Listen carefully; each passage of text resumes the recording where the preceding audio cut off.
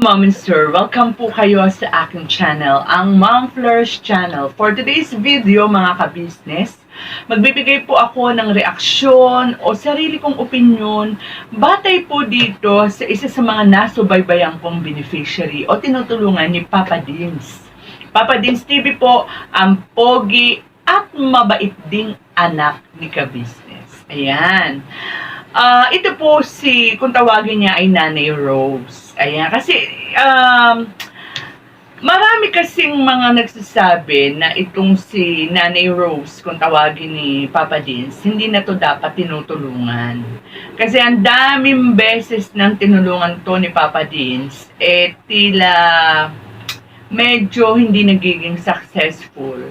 At ang sabi ng marami, yung tipo raw nila Nanay Rose, kaya naman daw tumayo sa sariling paa since mga bata pa, may mga naghahanap buhay, malalaki na yung mga anak, though may mga nag-aaral pa siyang mga anak.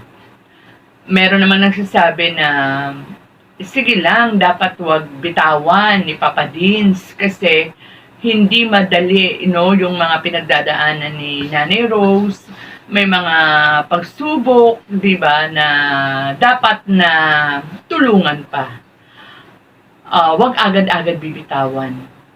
Actually, ang ikinaiinis kasi ng marami sa mga supporters, subscribers ni Papa Dins dito kay Nanay Rose, yung mga inconsistent niyang sinasabi kay Papa Dins, no?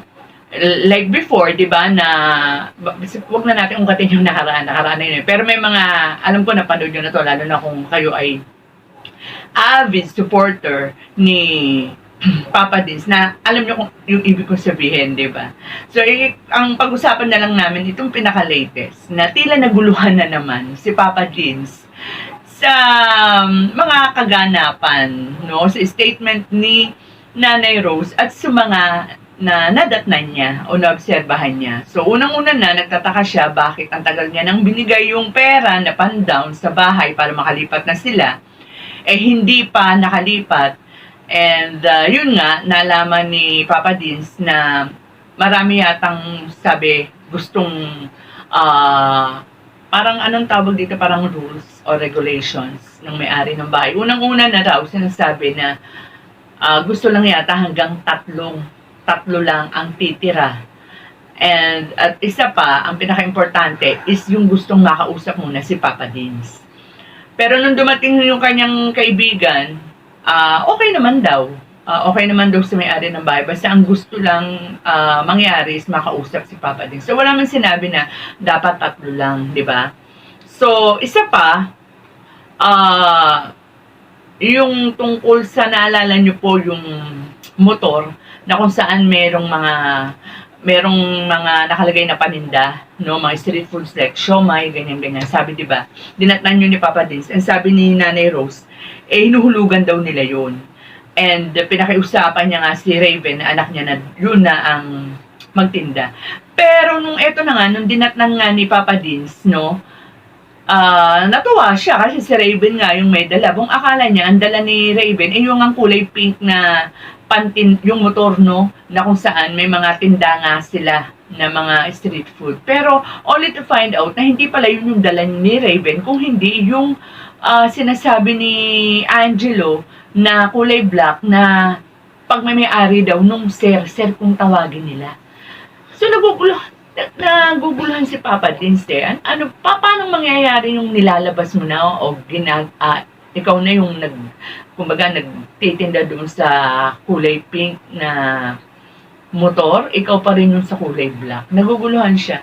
At pati nung nakausap niya si Nanay Rose, pati yung pagpapark nung sinasabi nilang hinuhulugan nilang motor, iba rin. Kasi sabi doon lang daw nakapark, pero nung tinignan ni Papa Dins kasama si Raven doon sa isang, ewan ko kung ano yung nakalimutan ko basta meron silang pinagparkingan doon.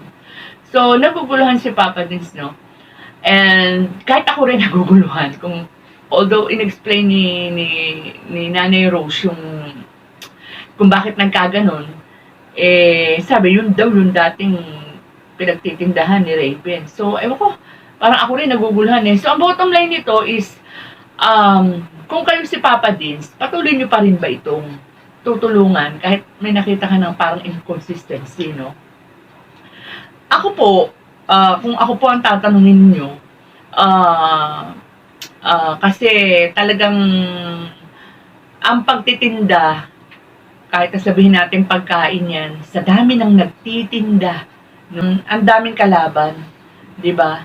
So, ang hirap talaga, lalo na kung hindi ka naman taal na nakatira doon, lalo na sila Nanay Rose, palipat-lipat. Siyempre, iba na may mga suki talaga, no? So, lalo kung yun lang yung pinagkukuhanan mo. Although sinasabi ng mga viewers, may trabaho naman yung asawa ni Nanay Rose, merong trabaho sa Raven, pag naman yung trabaho, tapos yung panganay niya, merong na asawa, di ba? Tapos may tatlo siya nag-aaral, mahirap. Tapos, di ba, nandun lahat na kinukuha, hindi naman ganun kalakas, no?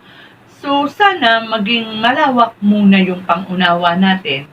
Another chance muna, no? Wag naman yung basta pabitawan kay Papa Dins. Masipag naman si Nanay Rose eh. Kaya nga lang, sana ang request siguro ng mga viewers, no, is maging consistent ka. Totoo lang sana. Doon lang tayo sa totoo. Wag bola-bola. Wag bulahin si Papa Dins. Kasi lilitaw at lilitaw naman ang katotohanan. Mabibisto ka. So yung totoo lang, kung ano yung totoo, mauunawaan naman kayo nila Papa Dins. Basta totoo lang. Kasi yung nagtatahi-tahi tayo, kung totoo man, ano, na yung palagay ng mga nakakarami sa mga viewers, no, na nagtatahi-tahi lang si Nanay Rose, parang hindi na raw sila naniniwala sa mga sinasabi nito, magaling lang daw magsalita eh. Pero ang daming subok na. Kasi kung iiwanan naman ngayon basa-basa ni Papa Dins, parang nakakaawa rin kasi ang daming pagsubok ngayon ni Nanay Rose, 'di ba? Yan, dinatnan niya, may sakit na nga yung tao. Tapos ayan si Arvin hindi pa umuuwi, 'di ba? Isipin din niya ni Nanay Rose, hindi naman siguro totoo yung sinasabi ng mga nagko-komento na pinabayaan na si Arvin. Hindi, bilang nanay, 'di ba? Hindi yan nakakatulong ng mahimbing. Wala lang sigurong magawa yan, 'di ba? Lalo't malaki na si Arvin, mahirap nang suhituhin yan. Pagkatapos, ayan nga, medyo wala pa rin silang maayos na matitirhan, di ba? Struggle pa rin sila sa business nila. So, sana, wag na munang iwanan ni Papa Dins. And good thing, kahit na naguguluhan si Papa Dins at maraming subok si Papa Dins, mabuti, hindi pa siya binibitawan ni Papa Dins kasi alam din naman ni Papa Dins yan eh. Nakikita naman din yan ni Papa Dins. At alam ni Papa Dins na kailangan pa rin ni Nanay Rose. Sabihin din ni Papa Dins na kay Nanay Rose na kumbaga, Nanay Rose, last chance mo na to, pagbutihin na. Pati yung mga anak din kausapin. Kasi yung mga anak parang rin, di ba? Parang si Jello lang talagang ako sa tingin ko parang si Angelo lang talaga yung tunay na maaasahan ni Nanay Rose, no? But ewan ko lang, baka mali naman ako, no? So, ayun lang naman po yung akin. Sana po ay kayo, kung meron man po kayong sariling opinion tungkol dito sa tinutulungan ni Papa Dins, si Nanay Rose, na pwede, malaya naman din po kayo makakapagbigay ng inyong opinion. So with that mga ka-business, mga kalingap, hanggang dito na lang po ang ating usapan sa araw na ito. Ingat po tayong lahat at huwag pong kakalimutan ang channel ng ating pinuno, Ka-Business Official, Ka-Business Family, Papa Dins TV, Kagwang Papaya Official, Kagwang Intoy Official, and Kagwang Boknoy Official. Ingat po tayong lahat and God bless.